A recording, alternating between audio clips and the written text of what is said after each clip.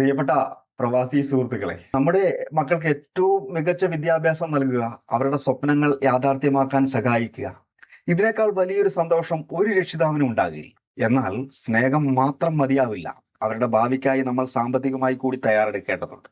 വിദ്യാഭ്യാസ ചിലവുകളൊക്കെ ഓരോ വർഷവും റോക്കറ്റ് പോലെയാണ് കുതിച്ചുയർന്നത്. ഇന്ന് നമ്മുടെ മക്കളുടെ സ്വപ്നങ്ങൾക്ക് ചിറകുകൾ നൽകാൻ എങ്ങനെ സാമ്പത്തിക വിദ്യാഭ്യാസത്തിനുള്ള പണം തങ്ങളുടെ മറ്റ് നിക്ഷേപങ്ങളുമായി കൂട്ടിക്കുഴയ്ക്കുന്നു എന്നുള്ളതാണ്. അല്ലെങ്കിൽ ഒരാവശ്യം വരുമ്പോൾ എഡ്യൂക്കേഷൻ ലോൺ എടുക്കാം എന്ന് കരുതുന്നു. പക്ഷെ ഒരു മെഡിക്കൽ സീറ്റിന് ഇന്ന് 50 ലക്ഷം മുതൽ 1 കോടി രൂപ വരെ ചെലവ് വരുന്നുണ്ട്. 15 വർഷം കഴിയുമ്പോൾ അത് എത്രയാകുമെന്ന് നിങ്ങൾ ചിന്തിച്ചിട്ടുണ്ടോ?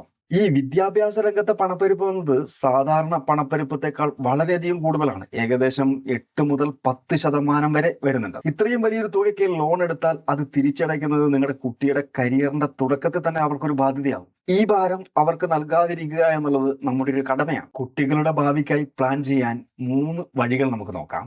ഒന്നാമതായിട്ട് കൃത്യമായിട്ടുള്ള ഒരു ലക്ഷ്യം നിർണ്ണയിക്കുക എന്നുള്ളതാണ്. നിങ്ങളുടെ കുട്ടിക്ക് ഇപ്പോൾ എത്ര വയസ്സുണ്ട്, നിങ്ങൾ ഏത് തരം വിദ്യാഭ്യാസമാണ് നൽകാൻ ഉദ്ദേശിക്കുന്നത്, അതിന് ഇന്നത്തെ ചെലവ് എത്രയാണ്, ഈ കാര്യങ്ങളൊക്കെ വ്യക്തമായിട്ട് മനസ്സിലാക്കുക എന്നുള്ളതാണ്. ഉദാഹരണം, മകൾ ഇപ്പോൾ ഒരു 15 വർഷത്തിന് ശേഷം എഞ്ചിനീയറിംഗ് പഠനം നടത്താനാണ് ആഗ്രഹിക്കുന്നതെന്നുണ്ടെങ്കിൽ ഇന്നത്തെ ചെലവ് 10 ലക്ഷം രൂപയാണ്. രണ്ടാമതായിട്ട് ഭാവിയിലെ ചിലവ് കണ്ടെത്തുക എന്നുള്ളതാണ്. 10% പണപ്പെരുപ്പം കണക്കാക്കിയാൽ 15 വർഷം കഴിയുമ്പോൾ ഇന്നത്തെ 10 ലക്ഷത്തിന് ഏകദേശം 42 ലക്ഷം രൂപയുടെ വില വരും. ഇതാണ് നിങ്ങളുടെ ലക്ഷ്യം. ഇത് നമുക്കൊരു ഓൺലൈൻ എഡ്യൂക്കേഷൻ ഇൻഫ്ലേഷൻ കാൽക്കുലേറ്റർ ഉപയോഗിച്ച് മനസ്സിലാക്കാൻ കഴിയും.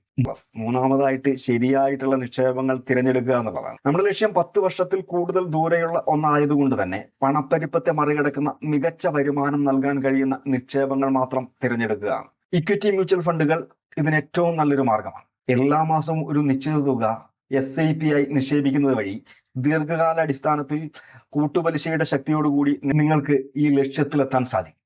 അതുപോലെ തന്നെ മറ്റൊരു പദ്ധതിയാണ് സുകന്യ സമൃദ്ധി യോജന പദ്ധതി. പെൺകുട്ടികൾക്ക് വേണ്ടിയുള്ള ഒരു മികച്ച സർക്കാർ പദ്ധതിയാണിത്. ഉറപ്പായിട്ടുള്ള വരുമാനവും നികുതി ഇളവുകളും ഇതിൽ ഉറപ്പു നൽകുന്നുണ്ട്.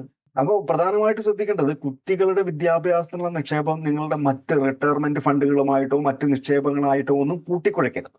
ഓരോ ലക്ഷ്യത്തിനും പ്രത്യേകം പോർട്ട്ഫോളിയോ ഉണ്ടാക്കുക. വിവാഹത്തിന്റെ കാര്യത്തിലായാലും ഇതേ രീതിയിൽ നിങ്ങൾ പ്ലാൻ ചെയ്യേണ്ടതുണ്ട്. അതേപോലെ ഇന്നത്തെ ചെലവ് കണക്കാക്കുക, ഭാവിയിലെ തുകയും കണ്ടെത്തുക.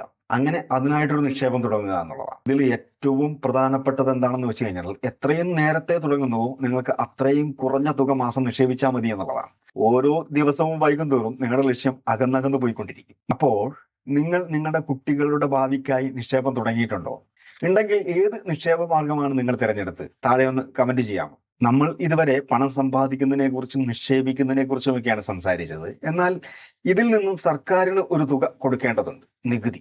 നാളെ നമുക്ക് പ്രവാസികൾ അറിഞ്ഞിരിക്കേണ്ട ഇന്ത്യയിലെ നികുതി നിയമങ്ങളെ കുറിച്ച് സംസാരിക്കാം.